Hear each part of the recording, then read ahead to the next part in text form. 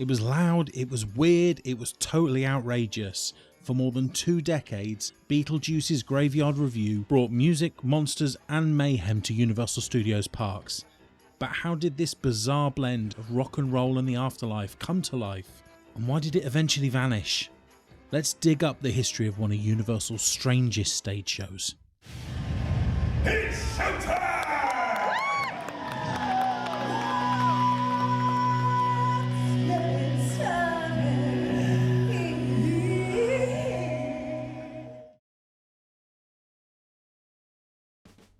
When Tim Burton's Beetlejuice hit theatres in 1988, audiences were drawn to its twisted take on the afterlife, and especially Michael Keaton's unhinged performance as the title character. Universal quickly saw potential.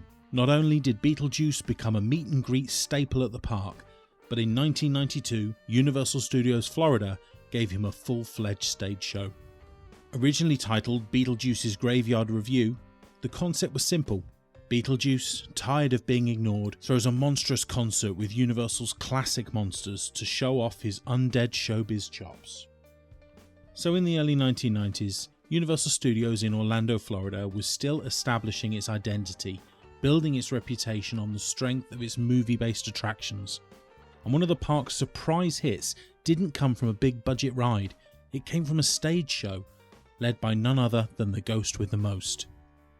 Also known as Beetlejuice's Rock and Roll Graveyard Revue, the show debuted in spring 1992, held in an outdoor amphitheatre in the San Francisco area of the park, right where Fast and Furious Supercharged now unfortunately stands.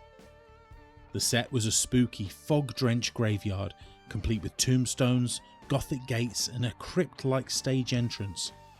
It was here that Beetlejuice resurrected Universal's classic monsters and turned them into a rock band.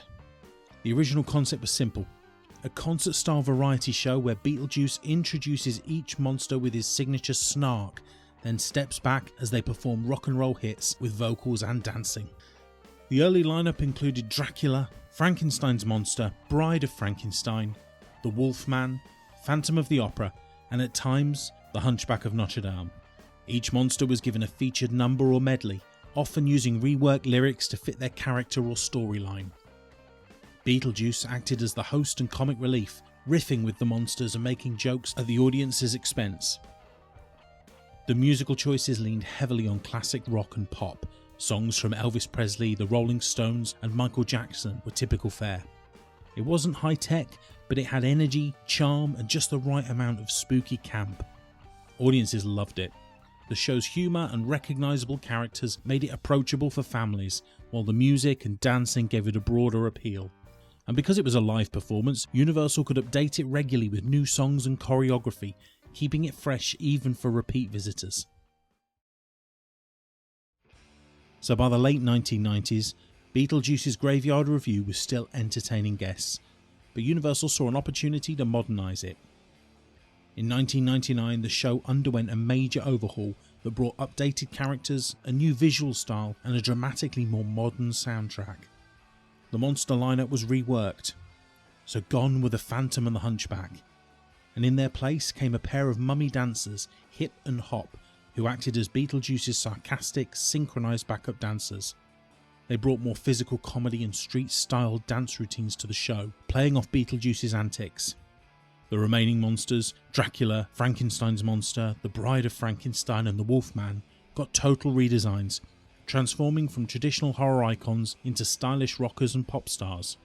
Frankenstein became a hard rocking guitar player. The Bride channeled diva energy. Dracula leaned into a gothic, almost glam rock aesthetic. And the music? It got a huge update.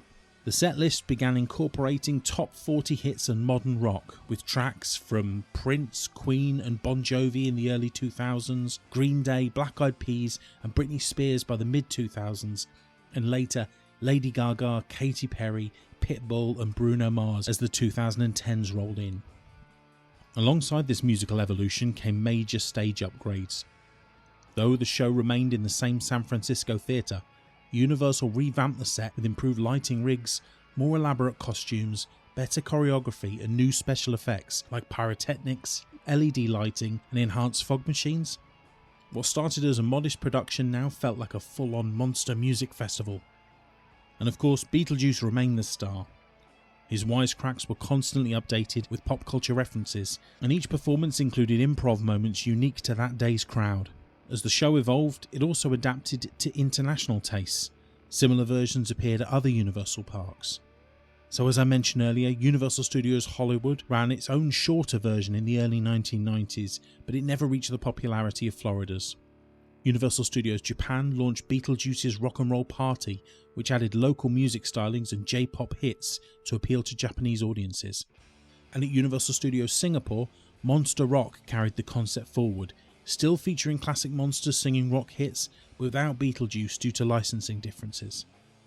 But throughout it all, the Florida version remained the definitive incarnation. Ever evolving, ever energetic, and beloved by fans who came back year after year to see what the monsters would sing next. So each show began with Beetlejuice rising from his tomb, cracking jokes, flirting with the audience, and setting the tone. He would then summon the monsters to the stage, each making dramatic entrances followed by solo performances. Frankenstein's monster and the bride would have a romantic number, the Wolfman brought swagger, Dracula oozed charm, and the Mummy twins turned up the energy. Beetlejuice would periodically interrupt with one-liners, puns and dance-offs. It wasn't just a musical, it was a monster mash of humour, pop culture and rock theatre. And despite staying relatively fresh for more than 20 years, Beetlejuice's Graveyard Revue was always living on borrowed time.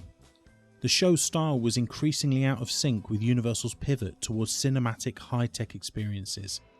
And in 2015, Universal announced the show would close to make way for Fast and Furious Supercharged. Fans protested, especially since the show still drew large crowds. But on January 5th, 2016, Beetlejuice and his monster pals performed their final set.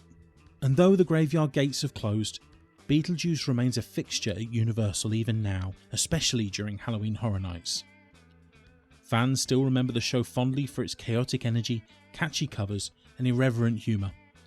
It was campy, it was cringy, and it was beloved. It may not have been high art, but Beetlejuice's Graveyard Revue was pure theme park fun.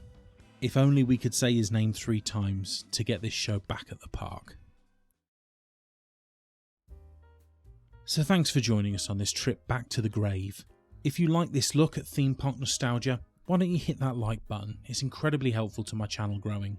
And also please consider subscribing for more of these theme park deep dives. Drop down in the comments and let me know what ride or attraction you'd like me to do next. But regardless, if these theme park nostalgia videos interest you, why don't you check out this next video? Thanks so much for joining me today. And they may have buried the show, but Beetlejuice never stays dead for long.